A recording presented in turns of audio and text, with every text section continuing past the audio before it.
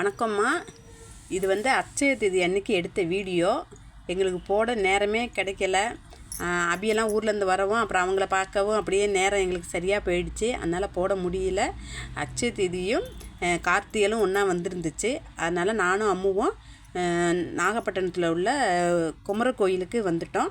வந்து விளக்கு வாங்கி அங்கே ஏற்றி வச்சுட்டு அப்படியே கோயிலுக்குள்ளே போய் முருகரையும் போய் கும்பிட்டோம். பார்த்தா கூட்டமே இல்லை.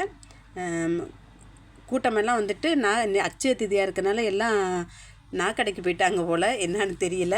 நாங்கள் நல்லா நிம்மதியாக சாமி கும்பிட்டு தீபார்த்தனை எல்லாம் பார்த்து சாமி கும்பிட்டுட்டு அப்படியே வந்துட்டோம். வந்து பக்கத்துலேயே தட்சிணாமூர்த்தியும் கும்பிட்டுட்டு அப்படியேவும் நாங்கள் கடைக்கு வந்துட்டோம். இந்த அட்சய திதிக்கு வெள்ளி வாங்கினா நல்லது அப்படின்னு சொன்னாங்க. அதனால் இங்கே வெள்ளி வாங்குறதுக்காண்டி வந்திருந்தோம். சும்மா ஒரு 15 கிராம் தான் வாங்கினோம். இந்த பிஸ்கட் மாதிரி இருக்குல்ல, இது வாங்கினோம். அது 15 கிராமுக்கு 5000 சில்லரை வந்துருச்சு. எப்போயுமே நாங்கள் அரிசி பருப்பு மல்லிகை ஜாமான் தான் வாங்குறது அட்சய திதிக்கு.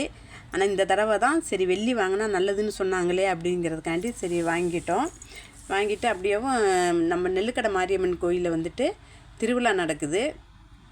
அபி நம்ம செடல் சீட்டு வாங்க சொல்லியிருந்துச்சு. அதனால் கோயிலுக்கு வந்துட்டோம். கோயிலில் விளக்கெல்லாம் வாங்கிட்டு சாமி கும்பிட்றதுக்காண்டி உள்ளே வந்துட்டோம்.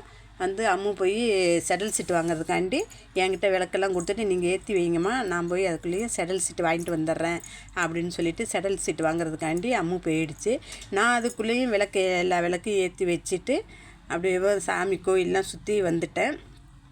அம்மு செடல் சீட்டு 3 சீட்டு வாங்குச்சு. 3 சீட்டு யாருக்குனாக்கா, ஒன்று பாப்பாவுக்கு ஒன்று, ஸ்ரீ பாப்பாவுக்கு ஒன்று, கிட்டுக்கு ஒன்று, அபியோட ஃப்ரெண்டோட குழந்தைக்கு வேணும் அப்படின்னு சொல்லிட்டு அவங்க ஃப்ரெண்டு யாரோ சொல்லியிருந்தாங்களாம். அதனால் அம்மு 3 சீட்டு வாங்கிட்டு வந்துச்சு. நான் விளக்கெல்லாம் ஏற்றி கொடிமரத்துக்கு விளக்கெல்லாம் ஏற்றி வச்சுட்டு அப்படியே அங்கே விழுந்து கும்பிட்டுட்டு அங்கே அப்படியே நடந்து வந்தோம். நடந்து வந்துட்டு தண்ணி தாங்கலை, வேர்வை வர அப்படியே ஒரு ஜூஸ் கடைக்கு போயிட்டோம். ஜூஸ் கடையில் போய் நானும் அம்முவும் ஒரு ஜூஸ் குடித்தோம். நாங்கள் குடிச்சிட்டு தச்சுக்கும் அப்பாவையும் வீட்டில் விட்டுட்டு வந்திருந்தோம். அவன் ஐஸ்கிரீம் வாங்கிட்டு வர சொல்லி விட்டுருந்தோம். ஆனால் நைட் நேரமாக இருக்கனால நாங்கள் ஐஸ்கிரீம் வாங்கலை. அப்படியே பானிபூரி வாங்கிடுவோன்ட்டு பானிபூரியை வாங்கிட்டு வந்தாச்சு. அவன் கத்துனான், நாங்கள் இதில் நாளைக்கு பகலில் உனக்கு ஐஸ்கிரீம் வாங்கி தரேன்டா அப்படின்னு சொல்லிவிட்டு அப்படியே சமாளிச்சுட்டு பானிபூரியை கொடுத்தாச்சு.